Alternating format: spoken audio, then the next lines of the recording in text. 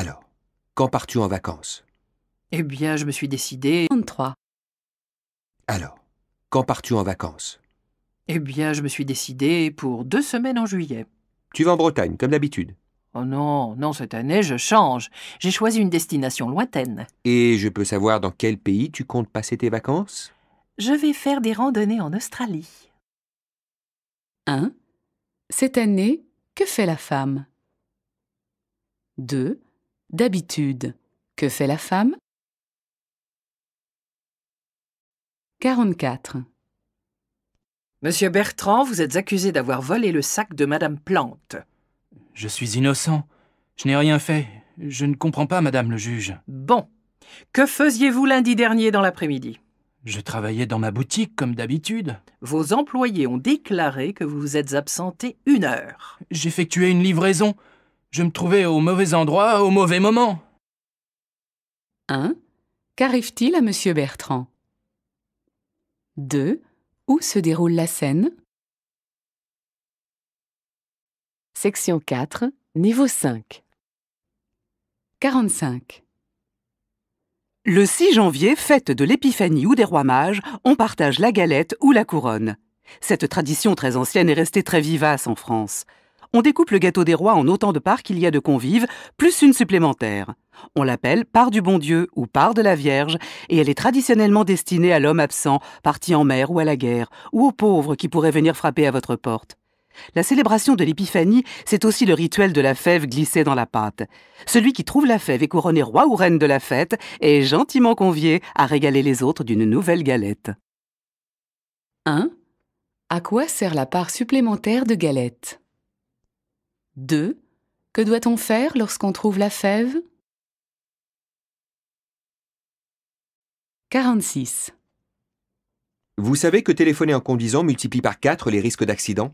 Et que pense la prévention routière du nouveau texte du gouvernement interdisant l'usage du téléphone mobile sans kit main libre lors de la conduite? On ne peut que l'approuver évidemment, mais ce n'est pas assez. Ce que l'on voudrait, c'est l'interdiction totale du portable. Le comportement change nécessairement avec un portable au volant. Le conducteur manque d'attention. Oui, mais c'est pareil quand on écoute la radio. C'est vrai, mais avec le portable, sans vous en rendre compte, vous perdez la sensation de la route. Vous êtes concentré sur la personne à qui vous parlez et que vous ne voyez pas. C'est très différent d'un passager. 1. Quelle est l'opinion de la prévention routière par rapport au texte de loi du gouvernement? 2. Que pense la prévention routière du manque d'attention dû à l'utilisation du portable en conduisant? Elle pense que ce manque d'attention. 47. Prenez une boîte à thé et peignez l'intérieur en noir. Pour faire l'objectif de l'appareil, percez un trou à l'aide d'une punaise sur l'un des côtés les plus larges. Placez un morceau de filtre dessus, côté extérieur. Dans une chambre noire, mettez du papier photo dans la boîte. Pour prendre une photo, débouchez l'objectif et laissez l'image s'imprimer, pas plus de 20 secondes en extérieur par grand soleil et 15 minutes avec une lumière artificielle. Rebouchez ensuite le trou et dans une chambre noire, plongez la photo dans un bain de révélateur puis de fixateur. Votre photo ressortira comme un négatif en noir et blanc. Ça s'appelle de la sténopée.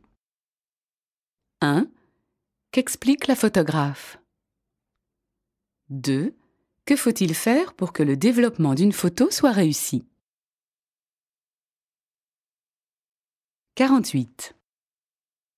Comment définir les habitants des grandes villes? Interrogeons-nous sur leur mentalité et leurs relations sociales. On leur reproche généralement leur égoïsme, leur indifférence ou leur côté superficiel.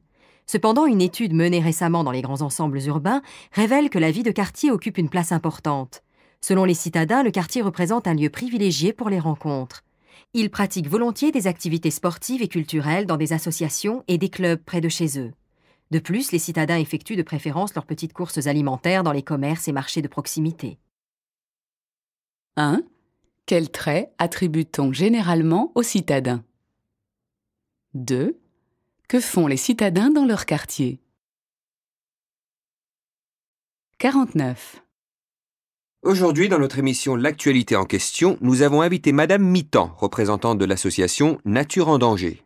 Agir pour la protection de l'environnement n'est pas une contrainte insurmontable. Il suffit de faire attention aux déchets. Les médicaments périmés peuvent être déposés chez le pharmacien pour être ensuite recyclés. Utilisons les poubelles sélectives pour le tri des déchets. Quelques conseils pour les automobilistes. Arrêtez votre moteur au feu rouge, préférez l'essence sans plomb et limitez votre vitesse. Protégez l'environnement est l'affaire de chacun pour laisser une planète propre aux générations futures. 1. Quelles sont les 2 sources de pollution à combattre selon Madame Mittan? 2. Quel est l'objectif de la lutte contre la pollution? 50. Les nouveaux rythmes de vie et l'arrivée de saveurs nouvelles bouleversent la gastronomie française. La restauration rapide pour l'heure du déjeuner trouve toujours plus d'adeptes. Le repas du midi, pris tranquillement à la maison, se fait rare. Les cantines peu appréciées et les lieux de travail éloignés du domicile incitent donc les Français à se restaurer moins. On remarque aussi que la composition des menus devient plus exotique. Il est entré dans les habitudes de manger chinois, grec ou italien. Pizza, sushi et couscous font partie des menus, mais pas au détriment des plats traditionnels français. 1. Qu'est-ce qui a changé dans le rythme de vie des Français? 2. Comment réagissent les Français face aux nouvelles saveurs exotiques? 51. À Marseille, dans un quartier au sud de la ville, d'anciennes usines désaffectées vont être détruites pour laisser place à de nouveaux logements. Chacun tenu à émettre son avis sur ce grand projet. Architectes, élus municipaux, habitants et associations ont participé au choix des plans de construction. Écoutons quelques réactions. Moi, je suis né dans ce quartier et j'y vis encore. Je suis très attaché aux vieux bâtiments qui représentent l'histoire de ce lieu. Le paysage va changer. C'est un peu la mémoire du quartier qui s'en va. En tant qu'architecte, j'ai fait attention à respecter le style des maisons, mais l'immeuble sera très moderne. 1. Comment ont été élaborés les plans de ces nouvelles constructions? 2. Quelle est la réaction de l'habitante du quartier vis-à-vis de ce nouveau projet? Section 4, niveau 6. 52. En étudiant l'étrange phénomène des grenouilles à 5 pattes de l'Ouest américain, des chercheurs ont découvert qu'un ver minuscule se glissait sous la peau des batraciens et perturbait le développement de leurs membres. Ce parasite grandit, se métamorphose et se multiplie à l'intérieur d'un escargot d'eau, puis va ensuite dans le tétard. L'homme joue un rôle dans ce processus, car les engrais qu'il utilise favorisent la prolifération d'algues et par conséquent des mollusques qui s'en nourrissent. On pense que le ver fait naître cette difformité pour que la grenouille soit plus vulnérable, car il ne peut se reproduire de manière sexuée que dans l'intestin d'un prédateur. 1. Pourquoi le parasite s'introduit-il dans les grenouilles? 2. Quels sont les responsables du développement du ver? 53. Une université américaine vient d'annoncer publiquement son intention de se lancer dans le clonage humain thérapeutique. Les scientifiques tiennent à préciser qu'ils sont opposés au clonage humain reproductif. Ces expériences devraient permettre de remplacer ou réparer des organes endommagés, de trouver de nouveaux traitements ou de guérir des maladies incurables. Les cellules souches peuvent à présent être obtenues à partir d'embryons humains clonés et non de fœtus avortés ou d'embryons créés in vitro. Mais le président américain interdit le financement fédéral de cette recherche. Cependant, les scientifiques refusent de rester inactifs face à la concurrence des chercheurs étrangers. 1. Le président a interdit le financement fédéral de la recherche sur. 2. Quelle est l'attitude des scientifiques américains face à la décision du gouvernement en matière de clonage humain thérapeutique? 54. Docteur Mario, bonjour. Bonjour. Vous êtes pédopsychiatre et vous vous intéressez au problème de la violence à l'écran et à ses dangers pour les enfants. D'après vous, la violence sur le petit écran ne se limite pas à la diffusion de certains films. En effet, la violence prend différentes formes et elle est aussi présente dans les émissions de plateau, la publicité, les clips, qui sont largement diffusés à des heures où les enfants ont accès à la télévision. Ils la regardent d'ailleurs beaucoup trop, c'est le problème. Il y a aussi le journal de 20 heures où l'on peut voir des images traumatisantes. Mais là, éteindre la télé n'est pas une bonne solution car l'enfant doit avoir accès au monde petit à petit. L'important, c'est qu'il raconte son angoisse afin de se soulager. C'est ce qui lui permettra de supporter une image de la réalité. 1. Selon le pédopsychiatre, lorsqu'un enfant voit des images violentes à la télé, quelle attitude devraient adopter les parents? 2.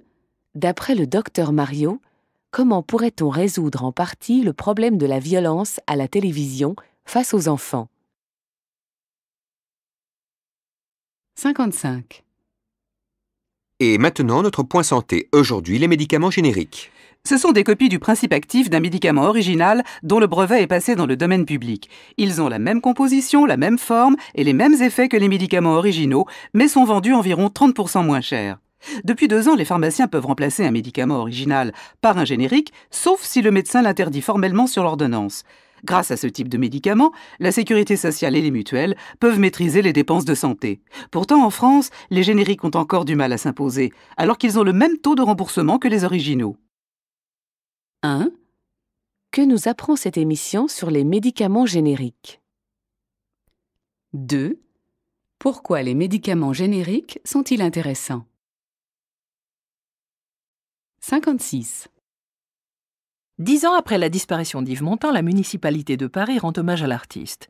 Les différentes salles de l'exposition reprennent les divers aspects de la vie de Montand à travers un parcours chronologique. D'abord, une pièce aménagée en salle de concert où les visiteurs s'installent et écoutent des extraits de ses chansons. À partir de 1964, sa carrière se dirige vers le cinéma, comme l'illustrent les affiches. Enfin, des couvertures de magazines présentent l'artiste à la fin de sa vie, à la fois présent sur les scènes de concert, dans les films et dans la vie politique. 1. Comment l'exposition est-elle organisée? 2. Quel est le premier métier de Montand? 57. Le livre va-t-il disparaître face à l'avancée des nouvelles technologies? Les pédagogues s'alarment et se plaignent à qui veut l'entendre que les enfants lisent de moins en moins ou plus du tout. Une institutrice à Lyon raconte. Les ordinateurs s'imposent en classe. Alors que le coin bibliothèque se réduit, les crédits destinés à l'achat des logiciels augmentent. Le sociologue Gérard Robert n'est pas du même avis. À chaque apparition d'un nouveau média, on craint pour l'avenir du livre. Avant, c'était la presse, puis la télévision, aujourd'hui Internet. Il n'y a pas à s'inquiéter pour les jeunes lecteurs, surtout quand on constate le succès du salon de l'édition pour la jeunesse. 1.